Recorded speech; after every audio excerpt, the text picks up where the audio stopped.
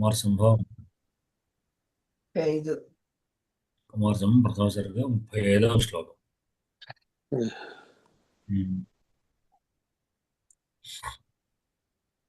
వృత్తానుపూర్వే చ నాతి దీర్ఘే జంఘే శుభే సృష్టవతస్తదీయే శేషాంగ నిర్మాణ విధౌ విధాతుర్ లావణ్య ఉత్పాద్య ఇవాసయత్నః. వృత్తానుపూర్వే చ నాతి దీర్ఘే జంఘే శుభే సృష్టవతస్తదీయే శేషాంగ నిర్మాణ విధౌ విధాతుః లావణ్య ఉత్పాద్య ఇవాసయత్నః. బద్రే గారు చదవండి ఉందా శ్లోకం? ఉంది సార్. వృత్తానుపూర్వే చ నాతి దీర్ఘే జంఘే శుభే సృష్టవతస్తదీయే శేషాంగ నిర్మాణ విధౌ విధాతుః లావణ్య ఉత్పాద్య ఇవాసయత్నః. వృత్తానుపూర్వే చ నాతి దీర్ఘే జంఘే శుభే సృష్టవతస్తదీయే శేషాంగ నిర్మాణ విధౌ విధాతుః లావణ్య ఉత్పాద్య ఇవాసయత్నః.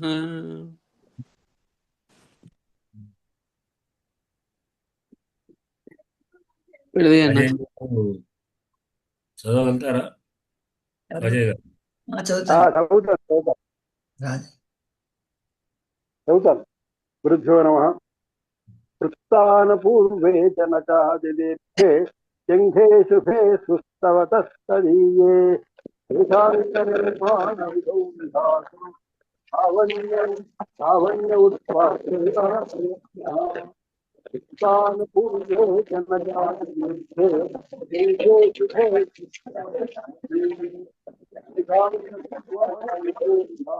లావణ్య ఉత్పాద్య ఇవాసయత్నః. పదవిభాగం చేయమంటారా?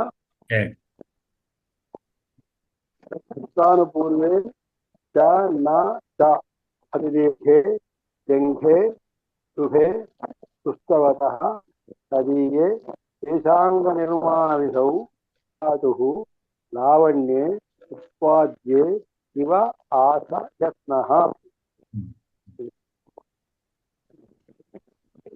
చదువుతారా?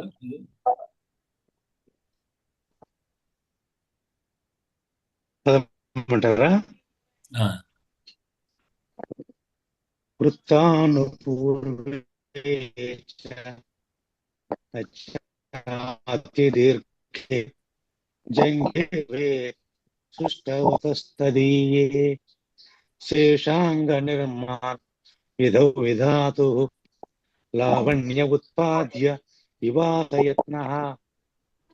వృత్తానుపూర్వే చ నాతి దీర్ఘే జంఘే శుభే సృష్టవతస్తదీయే శేషాంగ నిర్మాణ విధౌ విధాతుః లావణ్య ఉత్పాద్య ఇవాసయత్నః.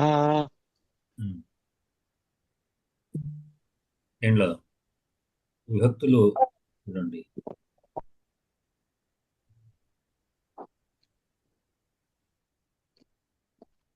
చెప్తారా రెడ్డి గారు? మహోదయ విభక్తులు మహోదయ విభక్తులు చెప్పండి. చదువుతా. ఓకే. వృత్తానుపూర్వే అకారాంత నపుంసకలింగ వృత్తానుపూర్వ శబ్దస్య ద్వితీయ విభక్తి ద్వివచన పదం. వృత్తాపూర్వం వృత్తానుపూర్వే వృత్తానుపూర్వాణి చ రతన్న అవ్యయాలు. అతిదీర్ఘే కారాంత నపుంసకలింగ అతిదీర్ఘ శబ్దస్య ద్వితీయ విభక్తి ద్వివచనం. అతిదీర్ఘం అతిదీర్ఘే అదీర్ఘాని. ఘే అకారాంత नपुंसकलिंगे जंघ द्वितीया विभक्ति द्विवचन जंघम जंघे जंघानि ఈ జంఘ కావచ్చు शुभे ఆకారాంతం కాదా అసలు? नपुंसकलिंग शुभ జంఘ స్త్రీలింగం కాదా సార్? కాదు, పుంలింగం వస్తుంది. పుల్లింగమేనా? ఆహా. జంఘ. నపుంసకలింగం, పుంలింగం కాదు, నపుంసకలింగం. నపుంసకలింగమా? జంఘ. జంఘం జంఘం జంగే జంగాని. చెప్పండి. రెడ్డి గారు మిస్ అయినట్టున్నారు. శుభే శైలజ గారు మీరు చెప్తారా? చెప్తాను. ఇక్కడ వారిది చంద్ర గారు ఇప్పుడు జంగేదగా చెప్పండి. జంగే జంగం జంగే జంగాని అకారాంత నపుంసకలింగ ద్వితీయ విభక్తి ద్వివచనం. శుభే శుభం శుభే శుభాని అకారాంత నపుంసకలింగం శుభశబ్ద ద్వితీయ విభక్తి ద్వివచనం. స్పష్టవతః స్పష్టవతః సృష్టవతః సృష్టవతః సృష్టవతోః సృష్టవతాం సృష్టవతః సృష్టవతోః సృష్టవతాం.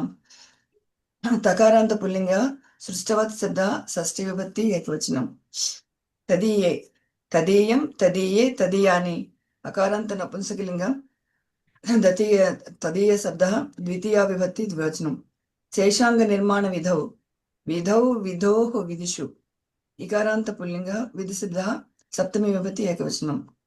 విధాతుః విధాతుః విధాత్రోః విధాతॄణాం రుకారాంత పుల్లింగ విధాతృ శబ్ద షష్ఠేకవచనాంతః.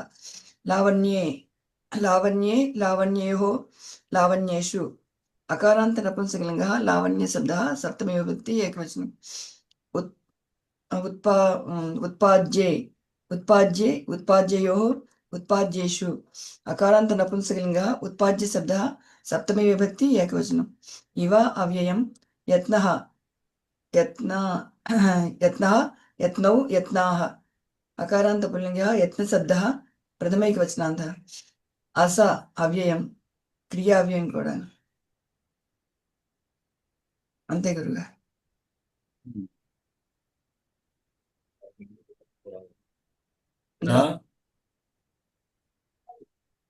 శ్లోకంలో దీంట్లో ఈ వావిళ్ళ వాళ్ళదా ఇది దీంట్లో లావణ్యం పదం ఉంది, లావణ్యం ఉత్పాద్య అని ఉంది. అదే లావణ్యం దాన్ని దీంట్లో వాళ్ళ ప్రతిభార్థంలో లావణ్య అని రాశారు. పదవి భాగంలో లావణ్యం ఉంది గురుగారు. మరి దీంట్లో ఎట్లా మీ పుస్తకంలో లావణ్యం ఉన్నప్పుడు అది ప్రథమ విభక్తి అవుతుంది. కాదు, దాంట్లో శ్లోకం ఎట్లా లావణ్య ఉత్పాద్య ఉందా? శ్లోకంలో లావణ్య ఉత్పాద్య అని ఉంది గురుగారు. లావణ్య భాగంలో ఉత్పాద్య లావణ్య ఉంది. అంతే లావణ్య ఉత్పాద్య లావణ్య ఉత్పాద్య లావణ్య ఉత్పాద్య కరెక్టే. కానీ వీళ్ళ దాంట్లో లావణ్య ఉత్పాద్య ఉంది, అయితే మరి ప్రతిభార్థం లావణ్య పదం ఉంది. ఇంకా వ్యాఖ్యానంలో అంటే ప్రింట్ కావచ్చు లావణ్యనే, లావణ్య కాంతి విషయే లావణ్య రక్షణంతో అని. సరే, అది లావణ్యనే చెప్పారు.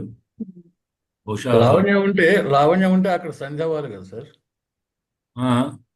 లావణ్య అని ఉంటే అది సంధ్య అయిపోవాలి కదా. అది లావణ్య ప్లస్ ఉత్పాద్య లావణ్య ఉత్పాద్య అవుతుంది. ఏజోయ వాయావహ చేసి మళ్ళీ లోపం వస్తుంది. అది ఏది మన లోపశాఖస్య లోపం వచ్చి లావణ్య ఉత్పాద్య. ఇంత క్రితం కూడా చెప్పుకున్నాం, వేదంలో కూడా అట్లా ఉంది అని మనం కూడా కొన్ని చోట్ల. అంటే అక్కడ వకారం పెట్టారా ఉపాధ్యాయ దగ్గర? వకారం లోపిస్తుంది, లోపించి సంధి కాదు మళ్ళీ. ఇది లావణ్యే ఉత్పాద్య అన్నప్పుడు ఎనాది మన ఏదో ఏచోయ వాయవ ఉత్పాద్య అవుతుంది. ఈ వకారానికి లోపశాకల్య సూత్రం ప్రకారం వకారానికి లోపం వస్తే లావణ్య ఉత్పాద్య అవుతుంది. కానీ మళ్ళీ అక్కడ గుణం రావాలి, కానీ గుణం రాదు అని మనం ఎదురు చెప్పుకున్నాం. సపాసుతాభ్యంతర వివాద్య సిద్ధ అనేది చెప్పినట్టు ఆ ప్రకారంగా అది గుణాన్ని స్వీకరించదు అని మనం అక్కడ సపాసుతాధ్యాయ విషయం పొందాం. అట్లానే లావణ్య ఉత్పాద్యనే ఉండిపోతుంది. సంధి కాదు. అట్లా దీంట్లో మనకు క్రియాపదం ఆస. అది క్రియావీనం. ఆస ఇవ అన్నారు. ఇవాసయత్న ఆస. ఆస అనేటువంటి దాని మీద చర్చనే ఉన్నది. నిజానికి ఆస ఆసతు ఆసు ఆసిత ఆసతు ఆస ఆస ఆశు ఆశు అని ఆస దీప్తో అనే ధాతువును లిటిలకారం ఆస ఉంది. అయితే దీంతో పాటు ఇది అవ్యయమని కొంతమంది, అంటే మల్లినాథుడు ఇప్పుడు బాగానే చెప్పాడు ఆస అనేటువంటిది ఏమిటి అని. ఆసగతి దీప్త అనేటువంటి ధాతు ప్రకారంగా ఇది కలిగి ఉంది. కాకపోతే ఇంకా వామనుడు వాళ్ళు వీళ్ళందరూ కొంతమంది వాడు అసగతి అన్నాడు అని, అది అవ్యయమని కొంతమంది. బభువ అనే అర్థంలో ఆస అనేటువంటిది బహువ అర్థంలో అవ్యయం అని చెప్పారు. అంటే ఉండేను బహువ ఇవ ఉండెను అన్నట్లుండెను అని, లేదా ఆశ అంటే దీప్తగతతో ప్రకాశించెను అన్నట్లుగానే అర్థంలో ధాతువు తీసుకుంటే అది తింగంతమే ధాతువు మీద అవ్యయంగా మారింది అన్నట్టుగా తీసుకున్నారు. కానీ మొత్తానికి ఏదైనా అదే, మనకు క్రియాపదమే అది. అవ్యయమైనా ఏదైనా క్రియాపదం అవి. ఆశ ఇవ అంటే ఉండెను అన్నట్లు, లేదా ప్రకాశించెను అన్నట్లు. దీప్త అసగత దీప్తో అన్నట్టు గత దీప్తో అనే అర్థంలో ఉండెను, ప్రకాశించెను అర్థంలో కూడా ఉంది. ఈ ఇవతోని అది ఊహ కూర్చొచ్చింది, ఉన్నదో అన్నట్లున్నది. గచ్చది ఇవ అంటే వెడుతున్నాడో అన్నట్లు నేను అనే ఊహలోకి ఇవ వస్తుంది. ఏమి ప్రకాశించాను అనే క్రియాపదం. ఏమి ప్రకాశిస్తున్నది అంటే ఏది ఉన్నది. బహు అంటే ఉండెను. ఏమి ఉండెను? ఆశ అంటే బహు అని అర్థం తీసుకుంటే ఏమి అంటే ప్రధాన వ్యక్తి పదం మనం చూస్తే మనకేమైంది? ప్రధాన వ్యక్తి పదం ప్రధాన వ్యక్తి ఏకవచనం కావాలి. యత్నః ఉంది. యత్న అంటే ప్రయత్న. ఉపసర్గం వేసి ప్రయత్నం అనేది మనం చెప్పుకుంటే ప్రయత్నం అనేటువంటి ప్రయత్నం ఉన్నది. ఎవరి యొక్క ప్రయత్నం? ఎవరి యొక్క ఉన్నప్పుడు యొక్క షష్ఠీ వ్యక్తి ఏకవచనం. సృష్టవతః విధాతు. అదే సృష్టవతః విశేషణం. ఎన్ని ఉన్నాయి? సృష్టవతః విధాతు, రెండు పదాలు. విధాతు అనేది విశేషణం, దానికి సృష్టవత అనేది విశేషణం. సృష్టించేటువంటి సృష్టవాన్, సృష్టవత్ ఇటువంటి వత ప్రత్యయంతో సృష్టిస్తున్నవాడు. వత ప్రత్యయం కాదు, ఇది శత్రు ప్రత్యయం. సృష్టవత్ శత్రువు కూడా కదా, అని ఏమంటాం? శాన శత్రు తవత్ ప్రత్యయం. సృష్టవాన్ సృష్టవత్ అంటే సృష్టిస్తున్నవాడు. తప్రత్యము సృష్టించబడుట అర్థం. శత్రువు తవత్ ప్రత్యయము సృష్టిస్తున్నవాడు అని అర్థం వస్తుంది. అట్లా సృష్టవత షష్ఠీ వ్యక్తి, సృష్టిస్తున్నటువంటి వాడైన విధాతు బ్రహ్మ యొక్క ప్రయత్నము ఆశైవ ఉన్నట్టుగా ఉంది. ఎట్లా ఉంది అంటే అతడు లావణ్యం ఏ విషయంలో అంటే లావణ్య విషయం అని. ఆ లావణ్యం ఎట్లాంటిది? ఉత్పాద్య లావణ్యం, ఉత్పాదన చేస్తున్నటువంటి లావణ్యం. ఏది ఉత్పాదన? నిర్మాణ విధౌ. ఎటువంటిది అంటే నిర్మాణాన్ని చేసే విషయంలో ఉత్పాద్యం అంటే మళ్ళీ ఉత్పత్తి చేయడానికి, నిర్మాణాన్ని మళ్ళీ చక్కగా చేయడంలో లావణ్య విషయంలో కూడా అతడు ఆనందాన్ని పొందాడు. దేనిని అంటే శేషాంగ నిర్మాణ విధౌ. ఇవన్నీ సూత్రమే. శేష అంటే మిగిలినటువంటి అంగ అంటే శరీరావయవ యొక్క నిర్మాణం అనేటువంటి యొక్క విధి యందు బ్రహ్మదేవుడు ఉత్పత్తి చేస్తూ మళ్ళీ దానికి లావణ్యం అనే విషయంలో కూడా తన ప్రయత్నం చేస్తున్నాడో అన్నట్లుగా ఉందట. దీని అంటే దేన్ని సృష్టిస్తున్నాడు అతడు? జంఘే సృష్టించేది ఏమిటి అంటే జంఘి. జంఘం అంటే మోకాళ్ళు, మోకాళ్ళ నుంచి కింద ఉన్నటువంటి మడిమల వరకు ఉన్నటువంటి ఒక పాదాలు. వాటి నిర్మాణంలోనే అతడు చేస్తున్నాడు అంటే దాని నుంచి ఇంకా దీన్ని బట్టి అతడు ఇంకా శరీరావికృతిలో ఉన్నటువంటి యొక్క లావణ్యాన్ని ఎట్లా ఉత్పత్తి చేస్తున్నాడు అనేది ఇక్కడి నుంచే తన యొక్క ప్లాను ప్రయత్నం. అందుకొరకు ఇతడు ఆ జంఘాలు ఎట్లా ఉన్నాయి నచ్చ అతి దీర్ఘం, పొడుగు కాకుండా దీర్ఘములైనవి కావు, బాగా పొడుగుగా ఉన్నటువంటివి కావు, అట్లా అని పొట్టిగా ఉన్నటువంటిది కాదు, వృత్తానుపూర్వంగా గుండ్రంగాను పాదాలు అంటే కింద ఉన్నటువంటి ముక్కలు ఏవైతే ఉన్నాయో అవి అక్కడి నుంచి కింది దానికి అంటే ఉన్నది అనుపూర్వం అనే దానికి ఇక్కడ వ్యాఖ్యాకారులు గోపుచ్ఛాకారం అన్నారు. గోపుచ్చం అంటే కింద ఉన్నటువంటి చెమటి తోక, ఆవు తోక అంటే ఇట్లా కింద నుంచి కిందికి దాకా ఇట్లా వస్తున్నట్టుగా ఉన్న ఆకారంలో అతి దీర్ఘంగా ఉన్నాయి. అవి మాకు శుభకరమైనటువంటి ప్రయోజన భద్రకరమైనటువంటివి. అటువంటివి ఆమె యొక్క వివరి అంటే తదీయే తస్యాహయం తదీయం అని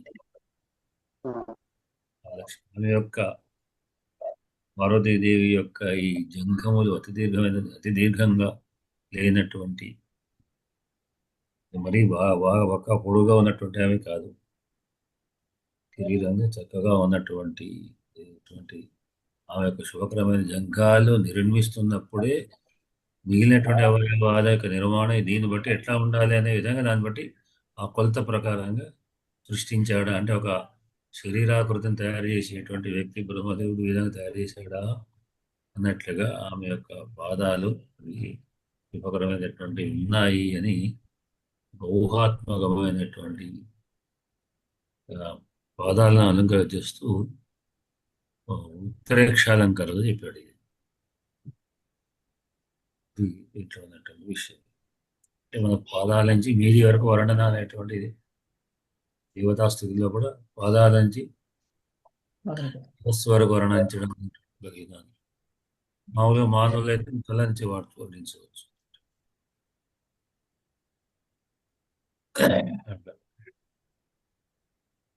ఇది దీంట్లో ఉన్నట్టు ప్రేక్షాలంకారం.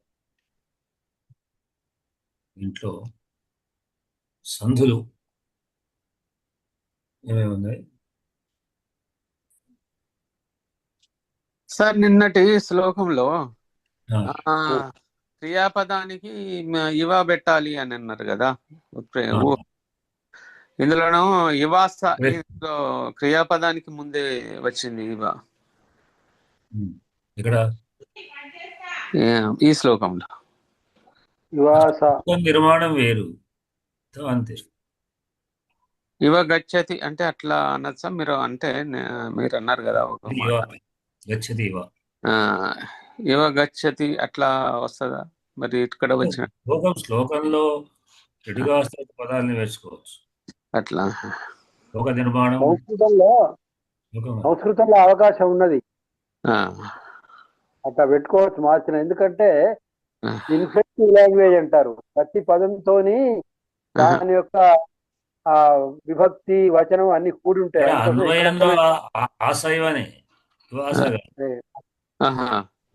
ఇవ ఆశ ఉన్న అన్వయ క్రమంలో ఆశ ఇవ, అన్వయ క్రమంలో ఆశ ఇవ చెప్పుకోవాలి. రైట్. ఇవ గచ్చతి అన్నా కూడా గచ్చతి ఇవ అని అన్వయ క్రమంలో చెప్పుకోవాలి. ఓకే, అర్థమైంది.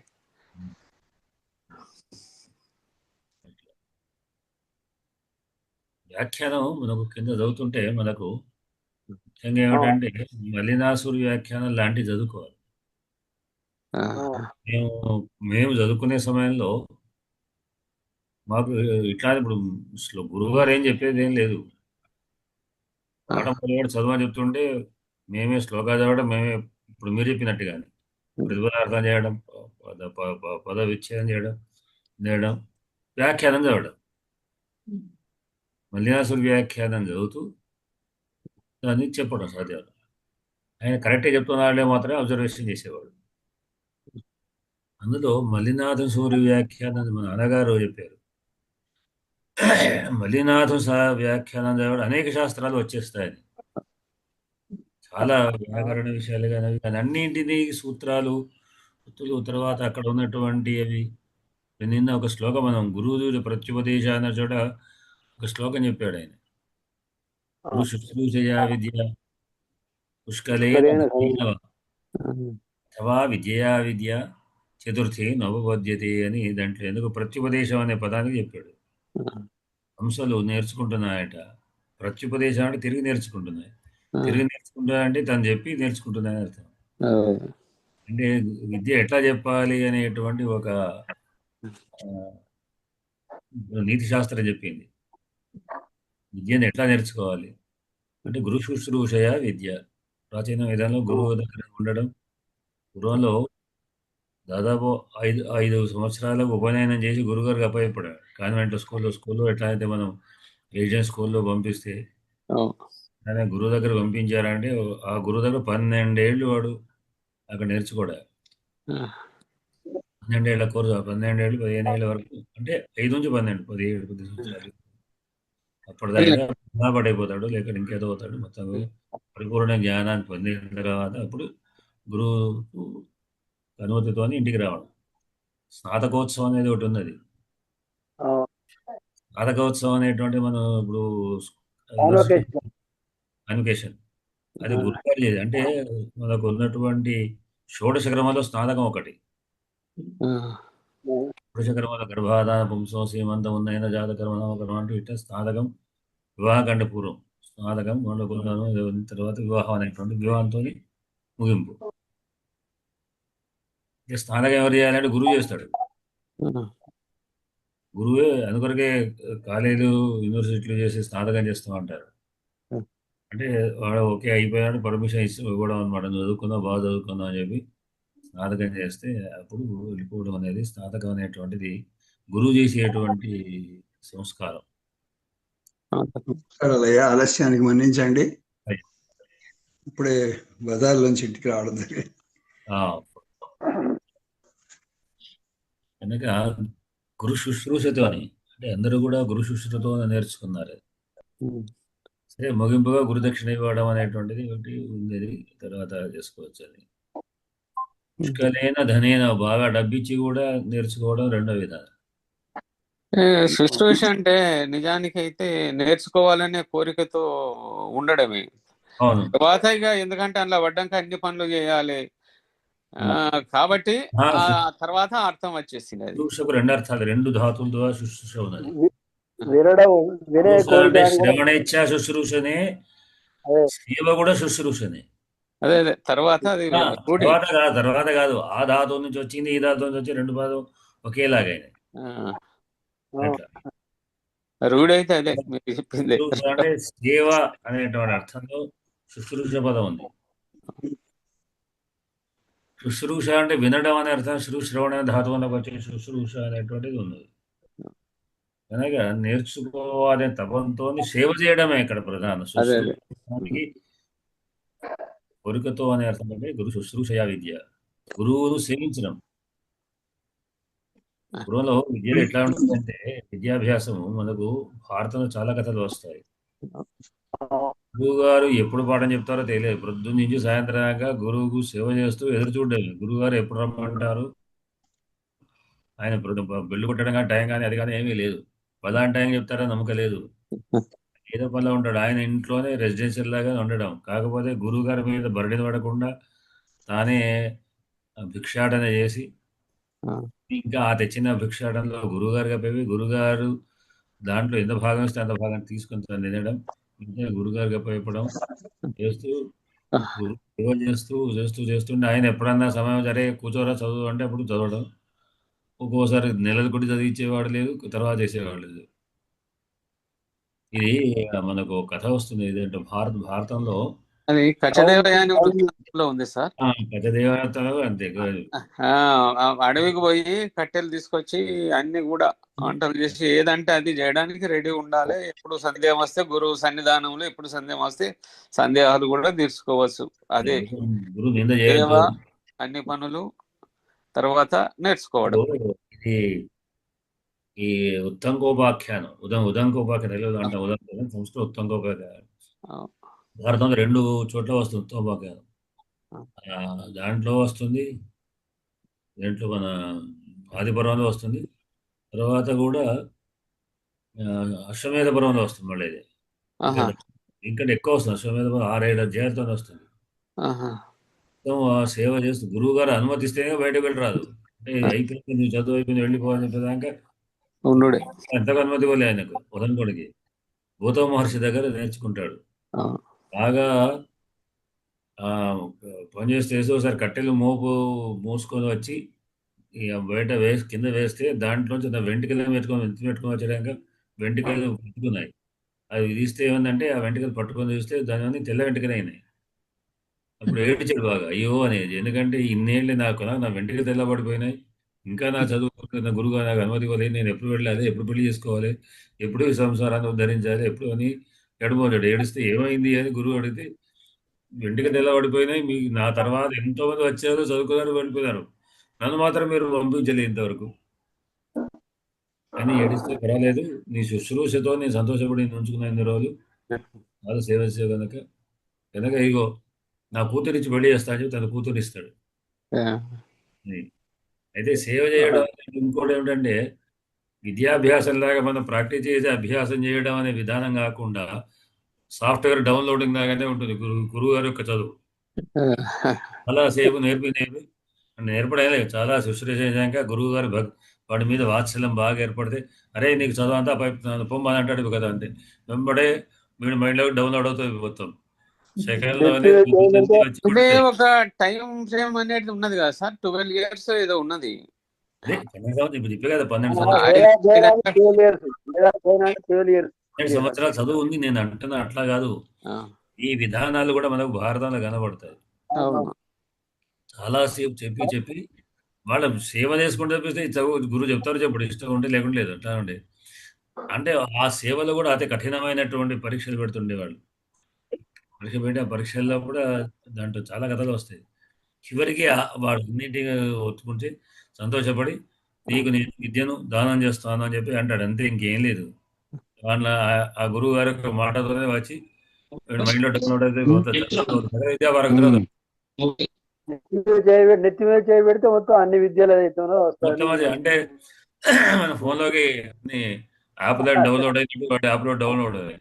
ఇప్పుడు సిస్టమ్ ఎట్లా సార్, 5 సంవత్సరాలకు వెళ్తారు, పంపిస్తారు, 12 సంవత్సరాలకు ఉంటారు, అంటే 17 ఏటనో 18 ఏటనో రిటర్న్ అవుతారు. అంటే ఆ 12 సంవత్సరాలు అన్ని ఏవేవి కావాలో అవన్నీ నేర్చుకొని వస్తారు, అంతే కదా. నేర్చుకుంటారు. కానీ అది నిజంగా సరిపోతుంది, బెస్ట్ విద్య అది. ఏళ్ళు అనేది మినిమం కావచ్చు, కాకపోవచ్చు, అది గురువు నేర్చుకునే దాన్ని బట్టి, గురువు గారు ఇచ్చే సమయాన్ని బట్టి ఇక్కడ ఉంటుంది. నేర్చుకోవడానికి బాగా సంవత్సరాలు అవసరం లేదు, ఎందుకంటే చిన్నయ్య సూరి 16 ఏళ్ళ అప్పటి కూడా ఆయనకి ఏం విద్యాభ్యాసం లేదు. మీరు గెస్ వేసే విధం కాదు, అవసరం లేదు అవసరం ఉన్నది అనేది. విద్యలు అనంతమైన విద్యలు ఉన్నాయి. నేను అట్లా అంటే లేదు సార్. చిన్నయ్య సూరి ఉదాహరణ తీసుకుంటే 15-16 సంవత్సరాలకు చిన్నయ్య సూరికి ఏం రావు పెద్దగా, ఓనమాలుగు తప్ప. అటువంటి వాడు ఒక 5-6 సంవత్సరాల్లో తెలుగు, సంస్కృతం, ఇంగ్లీషు ఇవన్నీ నేర్చుకున్నాడంటే అది మనం ఆలోచించవచ్చు అంతా. చిన్నయ్య సూర్య కాదండి, చిన్నయ్య సూర్య 16 సంవత్సరాలకి వచ్చాయి, మనకు 61 సంవత్సరాలు వచ్చాక కూడా నేర్చుకుంటున్నాం కదా. లేదు, 16 సంవత్సరాలకు ఏమి లేదు, ఆయనకు విద్య లేదు, శుంఠనే లేదు. ఒక్కొక్కటి అదృష్టం అది, అందరూ తిడితే, వచ్చిన వాళ్ళు తిడితే ఏ వ్యక్తి ప్రమాణం కాదు, అది ఒకటి కాదు.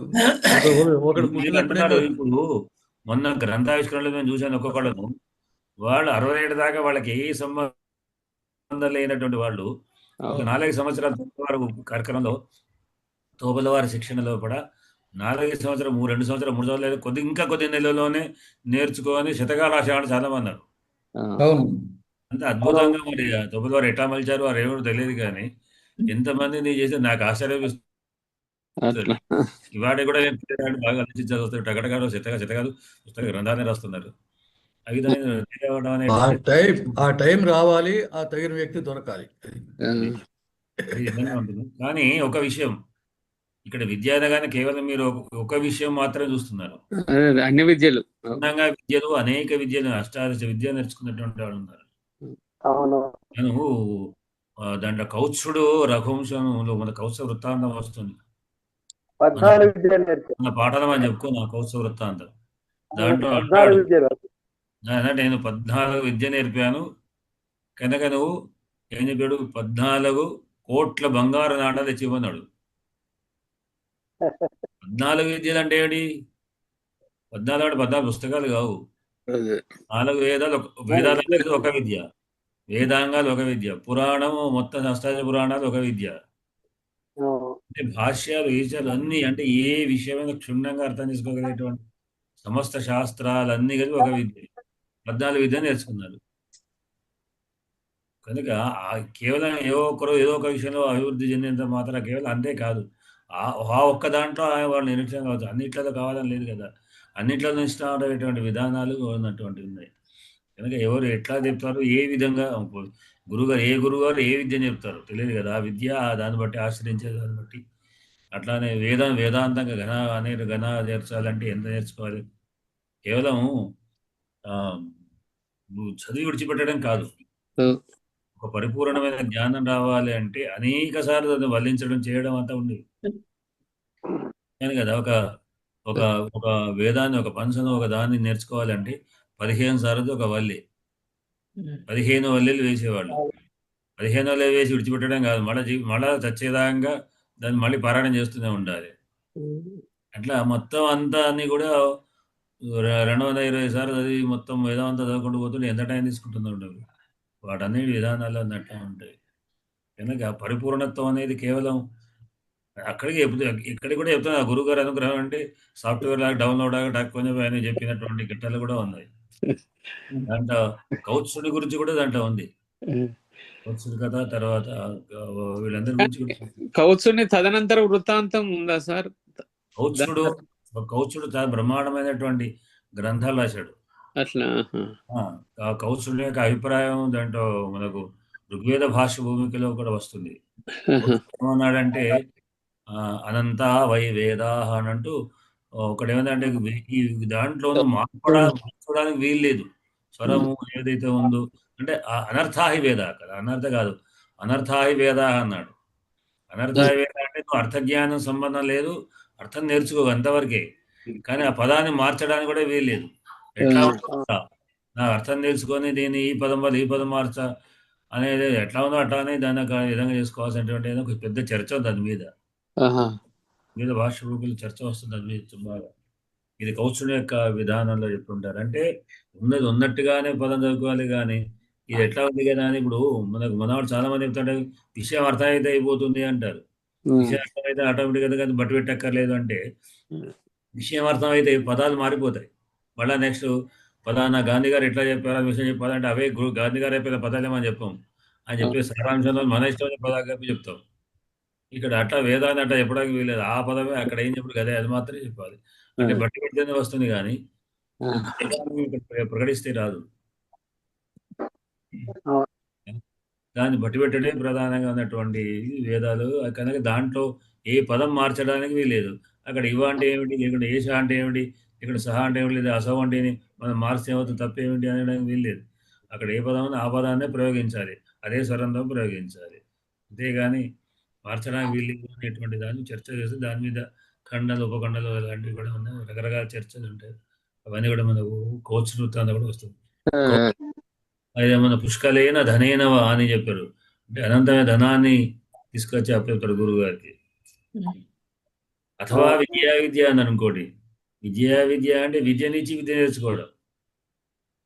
అంటే తాను దాంట్లో గురువు ఎవరు శిష్యులు ఎవరు లేదు, పరంపరగా. దాన్ని మనం చెప్తుంటారు కదా ఎక్స్చేంజ్ విధానంలో ఉంది. అంటే ఋతుపర్ణ మహారాజు నల మహారాజు విద్య చెప్తాడు. నల మహారాజు దగ్గర నుంచి ఋతుపర్ణ నేర్చుకుంటాడు. వాళ్ళు చాలా పరస్పరంగా వాళ్ళ విద్యాభ్యాసం చెప్తుంటారు. నలమహారాజుకు చాలా గొప్పనైనటువంటి విద్య వచ్చు. ఏమిటంటే చెట్టు తీసుకొని ఆ చెట్టు ఎన్ని ఆకులు ఉన్నాయి చెప్పగలిగేటువంటి విధానం. ఇక్కడికే నేర్చుకోవడానికి తృతీయ అనేది చెప్తారు వ్యాకరణంలో. కానీ ఇవన్నీ మంత్రపూర్వకంగా వచ్చాయి. మంత్రాలు ఉపదేశించి చెవిలో మంత్రం చెప్పాక ఆటోమేటిక్గా డౌన్లోడ్ అవుతుందన్నమాట. తెలుగులో ఒక ఉదాహరణ ఉంది సార్ దీనికి, నేర్చుకోవడానికి తృతీయ ఎట్లా వస్తుందో. రామకృష్ణులు సాందీపని తోడ వేదంబులు చదివిరి. ఇది సాందీపని గురువు ఎట్లా చదివారు? తోడ చదివారు. అట్లా అంటే పంచమార్థంలో పంచమార్థంలో తోడ వాడబడ్డది. పరస్పరం ఆయన చదివారు, వీళ్ళు చదివారు. నేర్చుకోవడమే కానీ ఇప్పుడు నేను పాఠం నిజానికి మీరు చెప్తా అనుకుంటే నేను చదువుకుంటుందా అంటున్నాను అనుకుంటా. సహనావతు చెప్పేది అందుకే, సహనావతు సహనవ భునక్తు అని చెప్పేది అందుకే. అనంతకృష్ణ పాట అని చెప్పాడు, అట్లా చెప్తాడు. మరి అందరం కలిసి చదువుకుందాం అంటారు. ఏదో చదువుకున్నా నేను మీకు అభిప్రాయం కాదు, నాకు వచ్చి బాగా చదువుకున్న దాంట్లో మీకు మంచి పడుతుంది కాదు, నేను కూడా మీతో పాటు చదువుకుంటున్నాను. మీకు నా ఉద్దేశాన్ని మీకు చెప్తున్నాను, మీ ద్వారా నేను తెలుసుకుంటున్నాను. ఇప్పుడు కడగమారు ఎన్ని విషయాలు చెప్తే మనకు అర్థమైంది, చాలా విషయాలు అనేక విషయాలు చెప్తున్నారు. అట్లా అనుకుండా అంటే చాలా విషయాలు గారు కూడా వ్యాకరణ విషయాలు చెప్పినప్పుడు దాని గురించి ఏమిటి అంటే ఇట్లా మనకు తెలుస్తుంది. రాజయ్య గారి దగ్గర అయితే ఎన్నిసార్లు చర్చ ఎన్ని విషయాలు తెలుసుకున్నాను నేను. కనుక అది పరస్పరం చెప్పడం ద్వారా వచ్చేటటువంటి విషయాలు ఉన్నాయి. దగ్గరగా ఇది పరస్పరం వెళ్ళేది ఇది అథవా విద్య అనమాట. అదొక శ్లోకం కూడా ఉంది సార్. అది పాదం అని వస్తుంది. ఒక పాదము ఒక 25% నేర్చుకుంటాడు, 25% గురువు గారు చెప్తారు, 25% సహా విద్యార్థులతో నేర్చుకుంటాడు, ఒక 25% జీవితాంతం నేర్చుకోవాల్సిందే అని వస్తుంది. సరిగ్గా పాద అని వస్తుంది కానీ అది వస్తలేదు. ఒకసారి పాదం స్వమేధయ పాదం కాలక్రమేణా అని వస్తుంది చివరికి. అది కాలక్రమేణ అది రెండవది, చివరిది అది. ఇంకా రెండు ఉన్నాయి అంటూ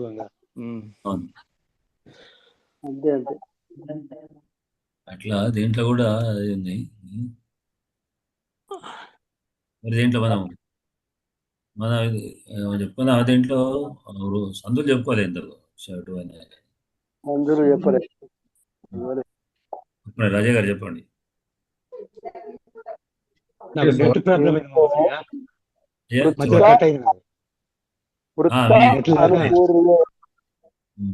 వృత్తానుపూర్వే సవర్ణ దీర్ఘ సంధి. నచ అతి దీర్ఘే నజాతి దీర్ఘే, ఇక్కడ సవర్ణ దీర్ఘ సంధి.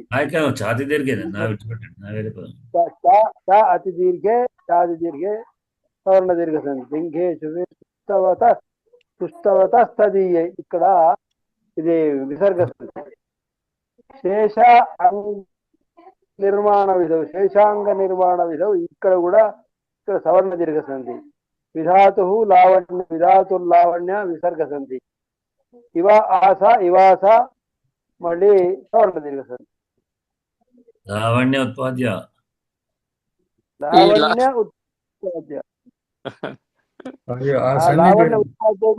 చేయలేదు. లావణ్య అసలు రూపమే అది లావణ్య అన్నది. లావణ్య అసలు ఒరిజినల్ రూపం అని ఇక్కడ పదవిత్పత్తి కోసం రాశాడు. దానికి లావణ్యం కాదు, లావణ్యే ఉత్పాద్య. చెప్పే కదా, లావణ్యే ప్లస్ ఉత్పాద్య. లావణ్యే ఉత్పాద్య అన్నప్పుడు ఏచోయవాయ సూత్రం చేత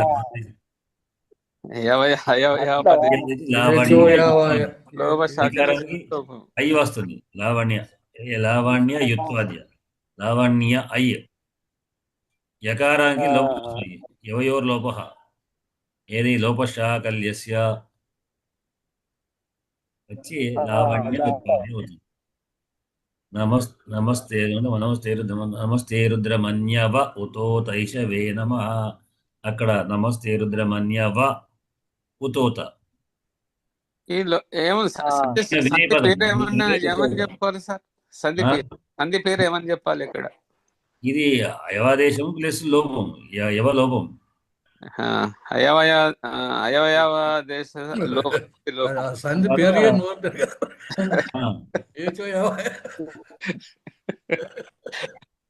అయవయవాది అన్నాడు. అయ్యవాళ్ళు అంటారు. దానికి ఏదో దీంట్లో కూడా ఏదో పదం అయవాది, అయాది లోపం సంధి అని ఆది పెట్టాడు.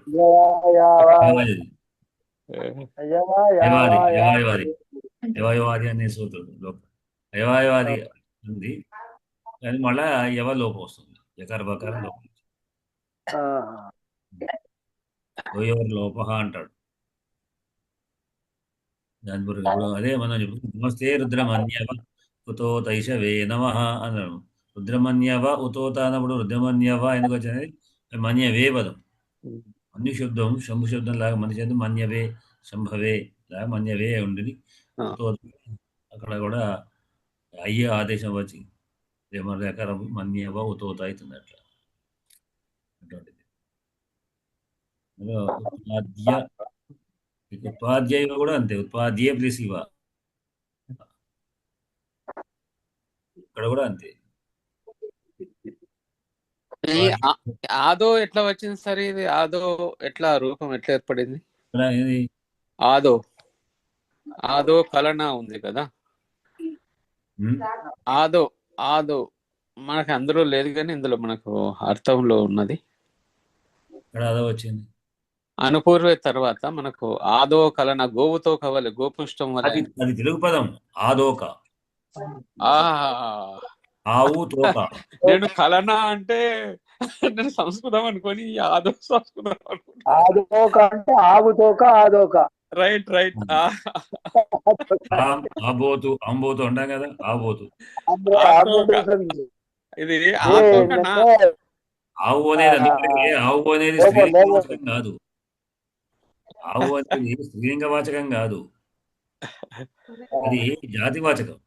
అదే కనుక ఆవు ప్లస్ పోతు ఆబోతు అయింది, అంబోతు ఆబోతు. ఇది ఆదోకన, ఇది బహువచనం అయితే ఆదోకలన. ఈ కలన ఉండవరకు అనుపూర్వం అనే దానికి క్రమముగా అని అర్థం. కానీ దీనికి వ్యాఖ్యాకారులు కూడా ఆయన గోపుచ్ఛాకార అన్నాడు. మన మల్లినాసాది కూడా ఆ విధంగా అన్నాడు. అది మనకి ఇక్కడ కోశాలలో ఉందో తెలియదు. గోపుచ్ఛ అనుపూర్వం అనేటువంటి అర్థంలో అది దీన్ని చెప్పాడు కనుక మనకు ఇక్కడ మొదటికి వృత్తాకారంలో ఉండి అయినా కొద్దిగా సన్నగా ఇట్లా వస్తుంది అన్నమాట. అట్లా నుంచి కిందికి వచ్చేసరికి మళ్ళా మీ నుంచి ఇట్లా ఉండి మళ్ళీ కిందికి వచ్చేసరికి సన్నగా అవుతుంది. అందుకోసం అట్లా అదొకతని పొందుతాడు. ఓన్లీ పుష్టం మొదట ఇట్లా రౌండ్ గా ఉండి వచ్చిన కొద్ది ఇట్లా కిందికి సన్నగా వస్తుంటుంది. సన్నగా జంఘం అట్లా ఉంటుంది కదా, మీ కిందికి సన్నగా అయిపోయినట్టుగా ఉంది. సైన్స్ డంబెల్ షేప్ లో, డంబెల్ లో హాఫ్ డంబెల్ ను ఆ షేప్ అంటాం. ఎస్ ఆర్బిటాల్, పి ఆర్బిటాల్ చెప్పినప్పుడు పి ఆర్బిటాల్ ఎట్లా ఉంటుంది అంటే హాఫ్ డంబెల్ గా ఉంటుంది. అది సరిగ్గా ఈ గోపుచ్చం అన్నమాట. ముద్దురాజయ్య గారికి తెలుసు, దనికొండ గారికి కూడా తెలిసే ఉంటది. సార్ ఇంగ్లీష్ పి ఆర్బిటాల్స్ గీశారు కదండి, 3 డైమెన్షన్ లో పి ఆర్బిటాల్ గీయలేదా? రైట్, ముద్దురాజయ్య గారు చెప్తారు. బాండింగ్ లో చెప్తున్నాడు. గోపుచ్చం అలాగే ఉంటుంది. కెమిస్ట్రీ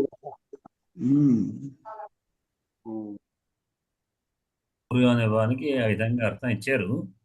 అంటే ఇది భావాత్మకమైన పదంగా వచ్చు, కానీ మనకు అనుపూర్వం అనే పదానికి గోపుచ్చం అనే అర్థం నాకు తెలిసిన డిక్షనరీలో కనబడలేదు. కోశాలు కూడా మరి ఎక్కడ ఉన్నాయో తెలియదు, ఉంటుంది డిక్షనరీ దొరకదు ఎట్లా. గోపుచ్ఛాకారం అని అంటే పూర్వాన్ని అనుసరించే పదాలు ఏమిటో విధంగా వచ్చింది అద్భుతంగా. అనుసరించి. అంటే అంటే దా- అర్థం దాని కాక కంటిన్యూషన్ లో ఆ, అది వృత్తాకార కంటిన్యూషన్ లోని వృత్తాకార అనుసరించి కంటిన్యూషన్ వస్తుంది. ఆ, అట్లా వృత్తాకార దాని తర్వాత విధానంలో అని అర్థం అంటే. అది చెప్పడానికి మల్లినాథ్ సూరి ఇది చెప్పినట్టున్నాడు. అది అంతే దానికి అంతే పూర్తిగా అర్థం ఎవరి కోసం కావడానికి, కానీ అంతేగాని ఎవరి పూర్తి కోసం అర్థం అర్థం కాదు. కాదు. ఉమ్. ఆ, అది కరెక్ట్. ఆ,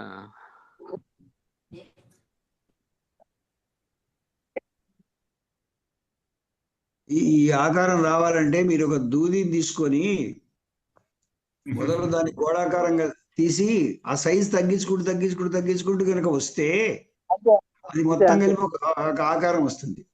ఆనుపూర్వం అనే పదం అందుకోసం వాడాడు. వృత్త ఆనుపూర్వం. పూర్వం ఆనుపూర్వే ఇట్లా అనే ఉద్దేశం ఏంటంటే ఒక వృత్తం తీసుకొని దాని ఇలా సైజు ఉంటే తగ్గించుకుంటూ వస్తే ఉమ్.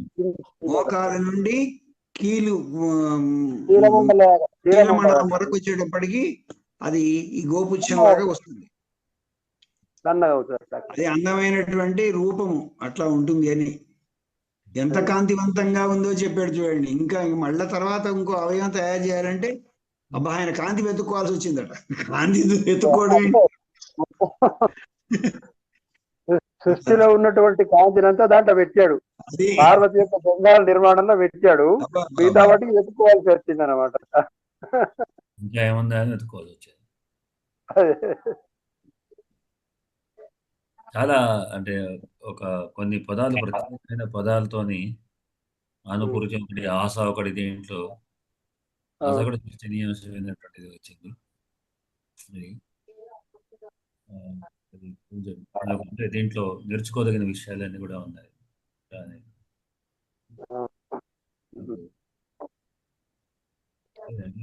ఆశ ఇవా సిద్ధాంతం సరే ప్రేక్షాలంకారం అని చెప్పుకున్నటువంటిది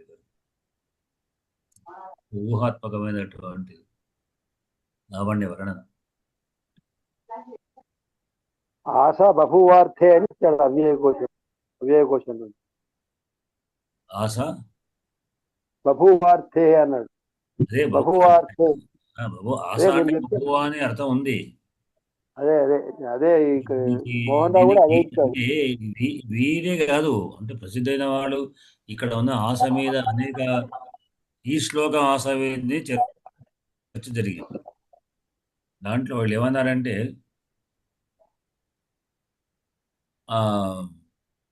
ఇక్కడ ఇదే శ్లోకం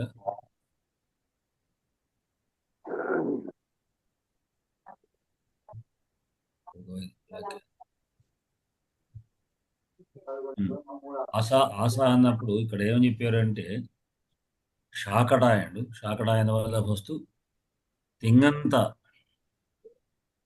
ప్రతిరూపకం అస్య ఆస్తేర్భూ ఇది ద్వాదేశ దానికి అని చెప్తూ ఆయన ఇది అవ్యయం అన్నాడు. భూవార్తే తింగంత ప్రతిరూపకం అవ్యయమిత్యాహ శాకటాయన అంటే బభూవ అనే అర్థంలో తింగంత ప్రతిరూపమైనటువంటి అవ్యయం అన్నాడు.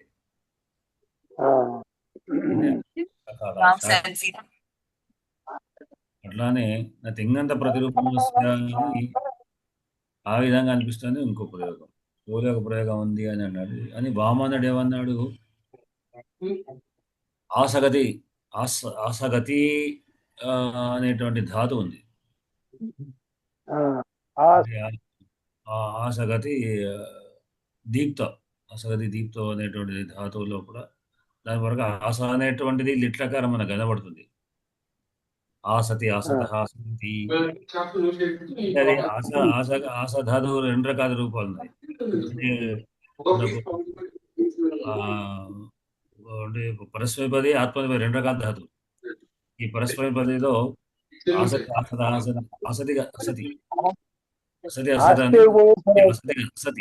అసతి అసత అది లిటిలకారంలో ఆశ అవుతుంది. ఆసతు ఆసు ఆసిత ఆసతు ఆసమా అనేటువంటి విధంగా అంటే 2 ఆకారాలు ఆశ అవుతుంది. ఉన్నది ధాతు అని దాంట్లో చర్చ ఉంది. సరే మొత్తానికి ఆశ ఎటైనా కూడా లిట్లకారం అర్థంలో మనం తీసుకుంటాం. అంటే బాబు అంటే ఉండేను అనే అర్థంలోనే తీసుకోవచ్చు. ఇది అవి ఏదైనా అంతే బహు అర్థంలోనే వాడారు అని చెప్తుంటారు. ధాతు రూపకం కూడా మనకు దొరుకుతున్నాయి. ఆశ అనేటువంటిది మనకు ధాతు మంజులు ధాతువులు ఇక్కడ వ్యుత్పత్తి కోశంలో ధాతు రూపంలో ఆస్తే ఉపవేశనే కూర్చుండుట, ఉండుట, పరిణమించుట అని ఉన్నది కానీ ఉన్నది ఆశ అనే ధాతువులో మనకు ఆశ దొరకదు. ఆస్య ఉపవాసనం అంటే ఆశ ధాతు ఉంది, దాంట్లో ఆశ దొరకదు. ఉంది ధాతు ఉంది, ఆసనం పదం ఉంది కదా మనం, ఆసతి. ఆశ అంటే ధనుస్సు కూడా ఉండేది. ఆసనం అంటే కుర్చీ కదా మహోదయ, ఆసనం అంటే చైర్ కదా, చైర్ కుర్చీ. ఇక్కడ ఆసనం ఆసనం అంటే కూర్చో, ఆసందము అని కుర్చీకి అదే పేరు. ఆసనం అనేది కూర్చోవడం, ఆసనం. ఆస్యతాం కూర్చోండేని, ఆస్యతాం ధర్మో సీయాపహ అని వేస్తూ మంత్రంలో వస్తుంది. ఇతిహాసంలో కూడా ఆశ ఉంది కదా సార్, ఆశ ఉండేది అని అది అక్కడ ఇతిహాసలో వస్తుంది. ఆశ, ఇతిహాస ఇలా చెప్పబడేది. ఆశ బలం. తర్వాత ఆహా అనేటువంటిది వ్యాసంలో ఉన్నది కూడా అదే, విశేషంగా రాయడమే వ్యాసం. వ్యాసం సార్, విశేష వ్యాసం విస్తరించి రాయడం, విశేషంగా రాయడం వ్యాసం. విశేషించి రాయడం ఆశ అనేటువంటి బహుశా అది ఆసన ధాతుకు సంబంధం. ఇది ఇతిహాసాలు ఆశ అంటే ఉండేను అర్థం. అదే ఇతిహాస అంటే ఆశ, ఆశ అంటే ఉండేను, ఇదే ఆశ, ఈ ఆశనే ఉండేను అని అర్థంలో భూవార్థం అనమాట. అది ఆశ అనేప్పుడు ఆశ అంటే నిక్షిప్తం ఉండడం, అది ఆసనం అనేటువంటి అర్థం నుంచి వచ్చి ఆశ అనేటువంటిది స్థాపించబడటం, ఉండటం అనే అర్థంలో.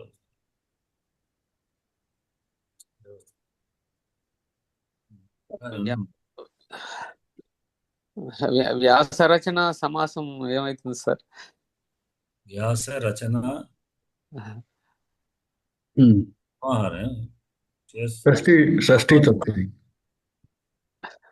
షష్ఠీ తత్పురుషం సమాసమా? వ్యాసం యొక్క రచన. దాని గురించి పండితులు చాలా కొట్లాడుకున్నారు తెలుగులో. ఏమని? కాదు అని ఆఖరికి రవ్వశ్రీ గారు కాదు అది షష్ఠి తత్పురుష సమాసమే, అట్లే చెప్పుకోవాలి వ్యాసం యొక్క రచన అని. అగ్గిపెట్టె అన్నప్పుడు ఏ సమాసం అవుతుంది? అగ్గి యొక్క పెట్టె అనే చెప్పుకోవాలి, షష్ఠే చెప్పుకోవాలి. ఎక్కడెవరు దొరకకపోతే అక్కమ్మడి దిక్కు అన్నట్టు దేనితోటి గదిలో నీళ్ళనే కలుస్తాయి అని చెప్పాడు. ఉన్నది, శేషే షష్ఠి అని ఉన్నది, కాకపోతే సమాసం విషయం కాదు. కానీ అదే షష్ఠి విభక్తి గురించి, శేషి షష్ఠి అంటే మనం చెప్పుకున్నాం కదా, మొత్తం విభక్తులన్నీ కూడా ఏమంటారంటే కారకాలు అంటారు. ఒక్కొక్క దానికి ఒక్కొక్క విభక్తికి ఒక్కొక్క కారకం ఉంది. మొత్తం 6 కారకాలు ఉన్నాయి. అవునా? కారకాలు మొదటి దాన్ని అధికారి కారకం అంటాం. ప్రథమ విభక్తికి అధికారి అంటే ఎవరు అని ప్రశ్న వేస్తే దాన్ని క్రియకు క్రియా అన్వయత్వం, క్రియకు అన్వయంగా ఉంటుంది కారకం. క్రియతో అన్వయించేది కారకం. క్రియ మీద ప్రశ్న వేస్తే ఆ విభక్తి వస్తుంది. అన్ని క్రియకి లింకులు ఉంటాయి, దానికి ఒక్కొక్క పేరు ఉంది. అది కారకం. మొదటిదేమో ప్రథమ విభక్తికి ఏమో అధికారం, రెండవదేమో కర్మము, మూడోదేమో కరణం, నాలుగవది ఆదానం, ఐదవది సంప్రదానం, ఏడవది అధికరణం. అపాదానం సంప్రదానం. ఇదే ఈ షష్ఠీ విభక్తి లేదు. షష్ఠీ క్రియకు లింక్ లేదు. క్రియ అంటే మన క్రియను ఏ ప్రకారం ప్రశ్నించినా ఆ షష్ఠీ విభక్తి పదం రాదు. అది దాని మీద మిగతా వాటితో ఇంకా ఉంటుంది కనుక దానికి శేషే షష్ఠి అని పెట్టారు, మిగిలిన షష్ఠీ విభక్తి. కనుక సమాసంలో అది సమాసానికి తీసుకోవచ్చు గంటవరకు తప్పిస్తే యొక్క అనేటువంటి వ్యవస్థ. ఇట్లా దాని ఇంకో ఆయన శ్రీహరి గారు బాగా చెప్పారు. ఒకటి ఏంటంటే ఈ స్వర్ణకారుడు, ఈ పదాలు కరెక్ట్ కావు. అవును, స్వర్ణకారుడు అని ఎట్లా బంగారం తయారు చేస్తాడు కదా, బంగారం యొక్క పనులంతో చేస్తాడు అంతే. కర్మకారుడు ఇప్పుడు సృజనకారుడు కూడా వచ్చింది కొత్తగా. ఏంటి సృజనకారుడు అని కూడా వచ్చింది అంటున్నా కొత్తగా. అయితే దీన్ని మనం సృజకుడు అనాలి. సృజనకారుడు అనే పదానికి మధ్యపద సమాసం అని చెప్పుకోవచ్చు. అంటే మధ్య పదంలో స్వర్ణ కర్మ యొక్క కారుడు, ఆ కర్మ పదం ఎగిరిపోయింది, స్వర్ణకారుడు అయితే. వర్ణాభరణకారుడు వాడు. ఆవరణం, అలంకారం, కర్మలు ఏమైనా స్వర్ణకర్మకారుడు. ఆభరణం చేయవచ్చు, ఇంకైనా చేయవచ్చు. పూర్వులు గదా యుద్ధాలు కూడా బంగారం ఉండేటట్టుగా వాడుతుండేవాళ్ళు, లేదు కానీ దానికి ఆయుధాలు ఇనుముతో చేసేవాళ్ళు. మనకు అంటే కత్తులు, కటార్లు కూడా ఇనుపవే. ఈ ఇనుములు కనుక ఇనుము నల్లగా ఉంటుంది. మొన్న ఎవరు నన్ను అడిగారు, మరి ఆయన ఏదో విషయంలో నల్లగానే చెప్పబడింది ఏంటి అంటే, మరి మనకు సినిమాలో స్టీల్ కత్తులు కటారు చూపించేవాడు పూర్వంలో. ఇట్లాగా మెరుస్తాడు, తెల్లగా ఉండడం లేకపోతే కాదు, ఖచ్చితంగా ఇనుమే. మనకు కాదంబరిలో ఇనుముతో పోల్చి చెప్పాడు, నల్లటి కాదు ఏదో విషయం చెప్పుడు ఆ యొక్క ఆయుధం లాగా ఉండేది. పురాణాలు కూడా ఏమొస్తుంది అంటే ఇనుమును దానం చేయమన్నారు. ఇనుము దానం చేస్తే ఏంటంటే దేవత సంతోషిస్తారని. దశదానాల్లో ఇనుము కూడా దానం ఉంది దాంట్లో. ఎందుకంటే ఇనుము దానం చేస్తే ఏమవుతుందంటే యమదూత సంతోషం, యముడు యమధర్మదూత సంతోషం. ఎందుకంటే వాళ్ళకి ఆయుధాలకు అది సంక్రమిస్తారు, వాళ్ళ ఆయుధాలు దాంతో చేసుకుంటారు, సంతోషిస్తారు అని. కనుక ఇనుము నల్లటి వర్ణంతో చేసుకున్నాం, కానీ బంగారపు ఆయుధాలు కావు. నిజానికి ఆయుధాలు బంగారంతో ఉండవు. కానీ మనం ఏదైనా తీసుకుంటే సినిమాలో వాడు యమగోళ సినిమాలో యమధర్మరాజు దగ్గర బంగారు గద ఉన్నట్టుగా ఆ గదను బంగారంతో వాడు జోగినట్టుగా చెప్తుంటాడు. ఇనుముతో చేస్తే దెబ్బ, బంగారం దెబ్బ తాకపోవచ్చు.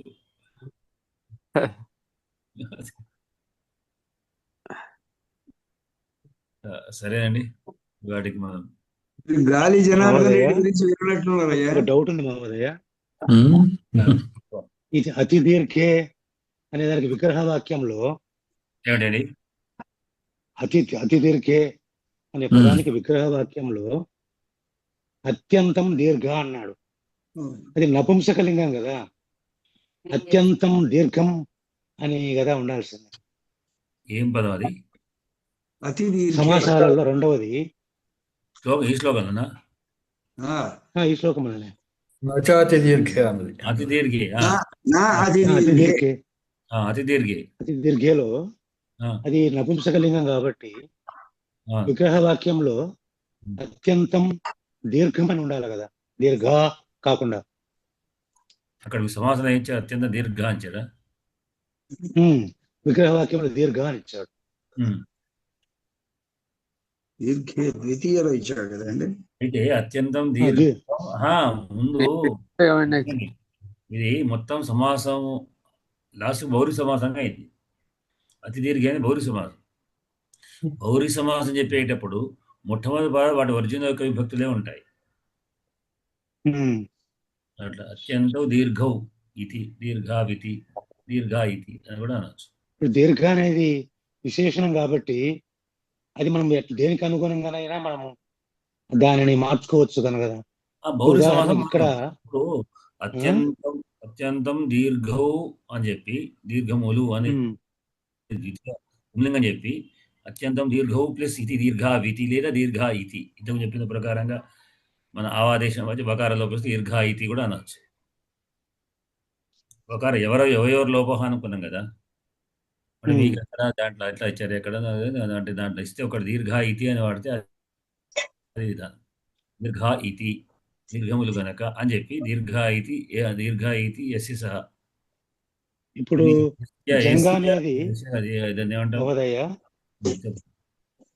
జంగా అనే పదం నపుంసకలింగం కాబట్టి ఈ విశేషణం కూడా నపుంసకలింగం. అక్కడ ఎస్య పదంతో లేదా ఏయోస్తే అని చెప్పి దీర్ఘే అవుతుంది. అంటే మనం భూరి సమాసంలో తీసేటప్పుడు హెచ్చబ్దం తచ్చబ్దాలు వాడతాం. హెచ్చబ్దం తర్వాత ఇవి అప్పుడు ఆ లింగాన్ని మార్చేటివి అనమాట. పైన ఉన్నటువంటి మనం పదాలు మాత్రం ఏ లింగంలో ఉంటే ఆ లింగంలో ఉంటాయి.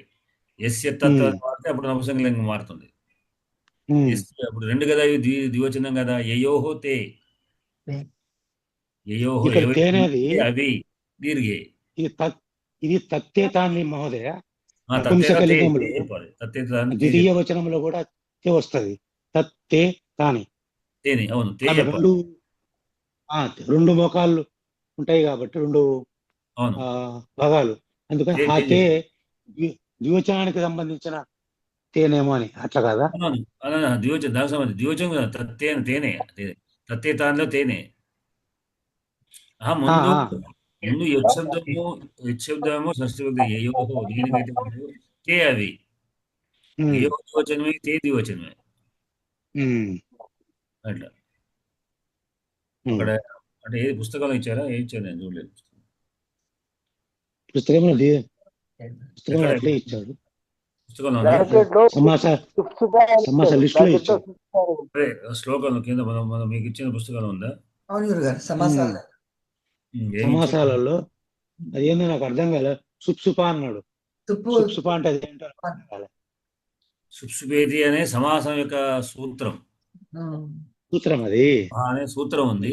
అంటే సుప్పుతో సూచిస్తుంది అని ఒక విధానం. అట్లా సమాసంలో సూత్రం ఎక్కడ వచ్చింది? దీంట్లో ఇచ్చాడా? అతి దీర్ఘే, అత్యంతం దీర్ఘం.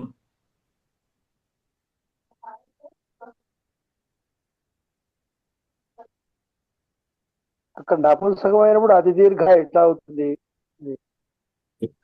దీర్ఘ స్త్రీలింగం తీసుకొని దీర్ఘ అన్నాడేమో. దీర్ఘ తే అంటే అవి రెండుగా ది అనే ద్వివచనం. దీర్ఘే అని తీసుకున్నాడు. అత్యంతం దీర్ఘాః, దీర్ఘా అంటే అత్యంతమే దీర్ఘం కలది. తే అని ఏకవచనం చేసి తే ద్వివచనం చేసుకున్నాడు. అట్లా అత్యంతం దీర్ఘ, అతి దీర్ఘ అని చేసి ప్రధానభక్తి చేసి మళ్ళా మాలుగా ద్వివచనం చేసి తే దీర్ఘి అని అట్లా తీసుకున్నాడు. ఆయన ఎట్లా చేసాడు ఇది. ఇక్కడ మనకు దీంట్లో ఈయన దాంట్లో ఏమి మనకు అతి దీర్ఘ, అతి దీర్ఘేచ నపుంసకలింగం ఇచ్చాడు, మరి అట్లా చేశాడు. కారాంత నపుంసకలింగాన్ని మహావిభాషయ న సమాస అన్నాడు. మహావిభాషయ న సమాస విశేషం ప్రయోగతి దేవగీయం శుభే మంగళ. సమాసమే లేదు అని ఏదో అత్యంతం దీర్ఘం, అత్యంతం దీర్ఘే, అతి దీర్ఘే అని అంతే సరిపోతుంది. అత్యంతం దీర్ఘే, అతి దీర్ఘే, అంతే అంతే, అదే కరెక్ట్. ద్వితీయాలు చెప్పుకోండి, దీర్ఘములైనవి.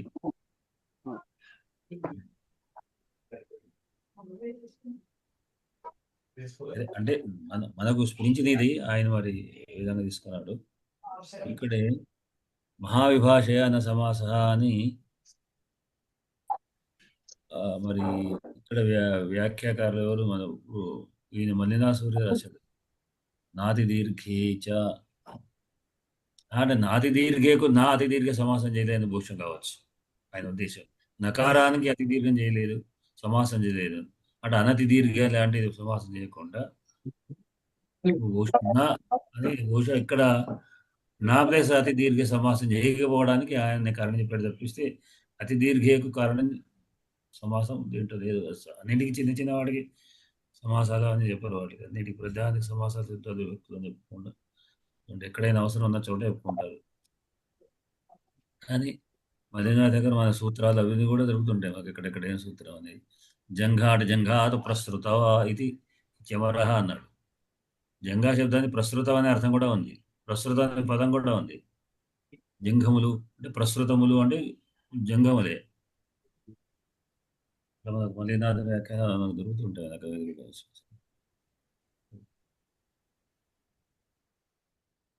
మీరేదో అన్నట్టు కట్టగలరు అన్నారు.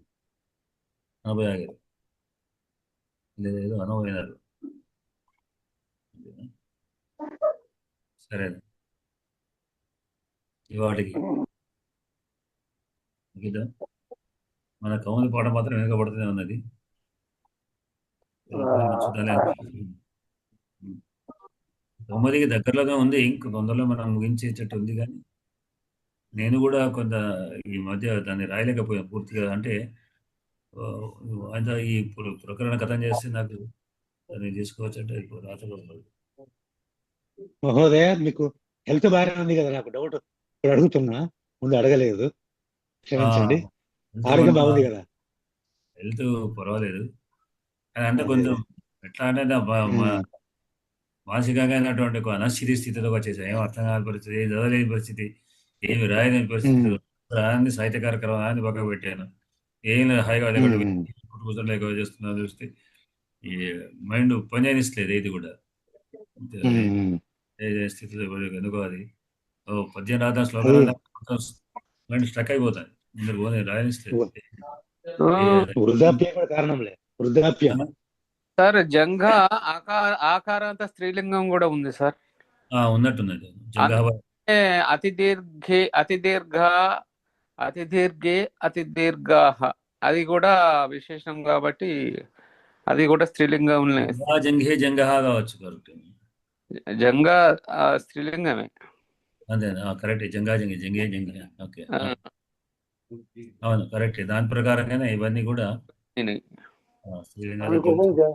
ద్వితీయలో చెప్పారు. అవును, కరెక్ట్. జంగా అదే నేను కూడా చెప్పాను సార్.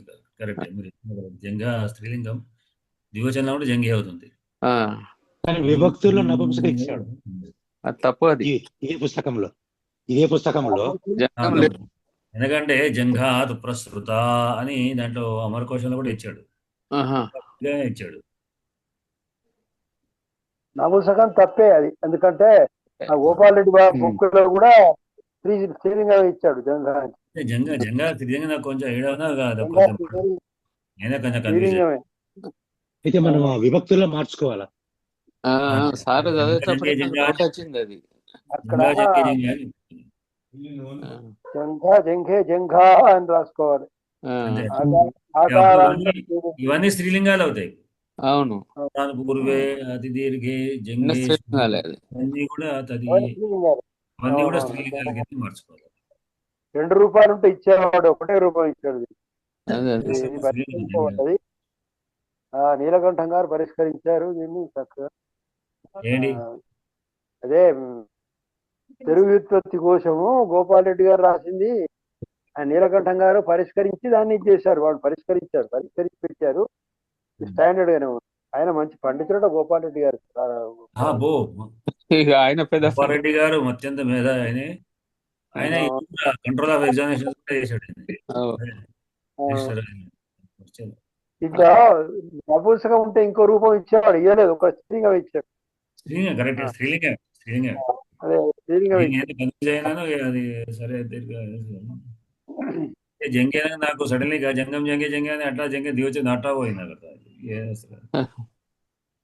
కానీ జంగా జంగే జంగే అనే ఉంది కదా అని నపుంసకం తప్పు. అదే కరెక్ట్. పుస్తకం కూడా చెప్పి అన్నట్టు, పుస్తకంలో కూడా ఉంది అన్నట్టు కనుక అదే దృష్టిలో పోయింది. ఓకే మహోదయ, అనుపూర్వి అనేది కూడా ఆడ కూడా స్త్రీలింగమే. ఆడ కూడా స్త్రీలింగమే. విశేషణాలన్నీ కూడా జంగే పట్టే ఉంటాయి. శుభే, తదీయే, ఇవన్నీ కూడా స్త్రీలింగాలే.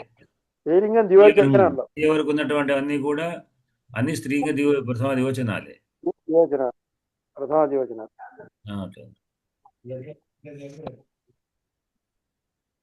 సరేనండి. ధన్యవాదాలు మహోదయ. ధన్యవాదాలు సార్. ప్రజాభ్య పరిపాలయంతాం న్యాయేన మార్గేణ మహీం మహీషాః గోబ్రాహ్మణేభ్యః నమస్తు నిత్యం. లోకా సమస్త సుఖినో భవంతు. ఓం శాంతి శాంతి. ఆకొండ వారు ధన్యవాదాలు.